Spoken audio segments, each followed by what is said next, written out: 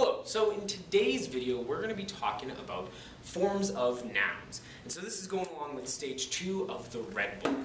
Alright, and I'm going to be pulling some examples from page 26, but then also some other ones. So you'll have noticed we have nouns in Latin. Hooray, it's a language! And so words like Metella and Caecilius and Mercator and Anquila and Canis, they're all nouns, okay? And remember, nouns are people, alright, or animals, places like Awilla or the Hortus, or things like Kenna or Kibbutz, alright? And as you've read in these sentences in stage 2, nouns can have different forms. The stem stays the same, but they can have different forms. So you have words, you'll have Metella, and then Metellan, alright? You'll have Kibbutz, and then Kibbum. You'll have Canis, and then Canem. Alright? And so these different forms inform what's going on in the sentence, alright? But they still have the same meaning. This still means Metella, this means Metella. This means food, this means food. This means dog, this means dog. Alright? So the endings don't change the meaning of the word, it changes what it's doing in the sentence. So in an English sentence, we understand what's happening based on the word order, alright? Based on the word order. But in Latin, that's not the case. Latin uses these endings to tell us what these nouns are functioning as, alright? And the difference between these two columns was the nominatives and the accusatives. And what a nominative is and what an accusative is basically boils down to the subject and the direct object, or even more simply, the doer and the receiver. So imagine that you're playing catch. Alright? And you are the doer, the subject, the nominative. Alright? You are the one throwing the ball. You are the one completing the action. And you throw the ball to your friend, your amicus, who is the receiver, the direct object, the accusative. Now in English, the doer always is in the first part of the sentence. Quintus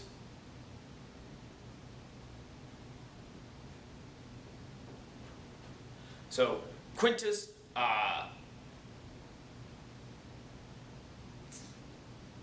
threw the ball.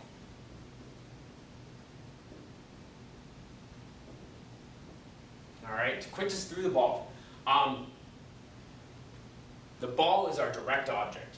Right? Now in English, we know Quintus is our doer because he's first. Alright? Just like the doer over here is first. But in Latin, we can switch that around. And by changing the endings, we suddenly change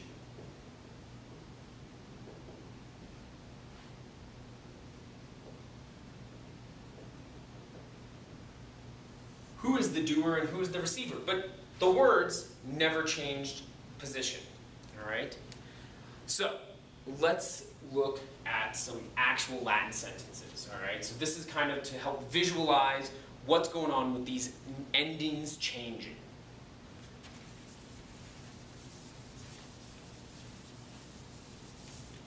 Alright, so Anquila, Kibbum, Gustawit, is that? Yep, Gustat. Alright, so the slave girl tastes the food.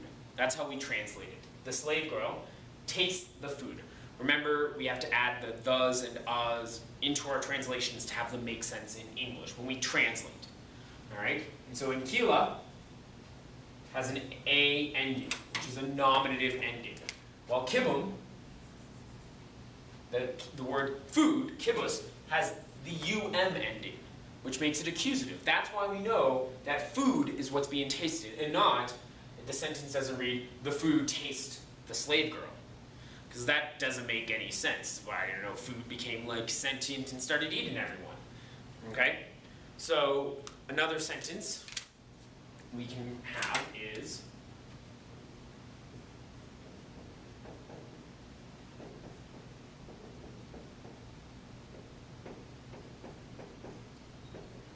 Mercator amicum salutat. So, the merchant greets the friend. How do we know who's greeting whom?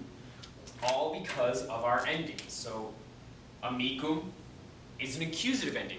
He can't be the one doing the greeting. He has to be the one that's being greeted. All right? Mercator is one of our nominative endings. Okay? We can easily switch this around, though, without even changing the word order. Okay? We can easily write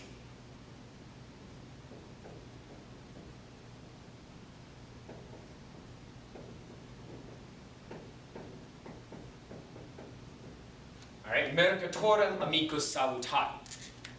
And suddenly, our accusative ending moved to the front of the sentence. That's totally fine in Latin. Alright? That's why these endings are important, because they allow us to determine who's doing what. So now this sentence doesn't read the merchant greets the friend, it instead reads the friend greets the merchant. Alright? If you look on page 26, in part D, we have some more examples of this. So, Metella is doing something. She's praising Grumio in that sentence. So it reads, Metella Grumionem laudat. Metella praises Grumio. Alright? And so these endings, these nominative and accusative endings, these subject and direct object endings, allow us to know who is doing what. Or in E, since Metella's receiving action is being acted upon, amicus Metellam salutat, the friend greets Metella. And so we had to change the ending from Metella to Metellam in the Latin sentence. Alright? And so you'll notice nominative have a couple of different forms, but accusatives typically end in what letter? Yes, M's. Alright? So if you have a noun that has an M on the end of its sentence, it probably is going to be the direct object. It probably will be the receiver of action. Alright? So this is kind of a quick review about nominatives and accusatives and the difference between subjects and direct objects, or the doers and the receivers of action. Alright? And how Latin is using these endings to tell us what's going to happen, whereas English has to use word order. Alright? So, as always, if you have questions, feel free to leave them in the comments or email me, or you can ask them in class. Alright? But thanks for watching, guys.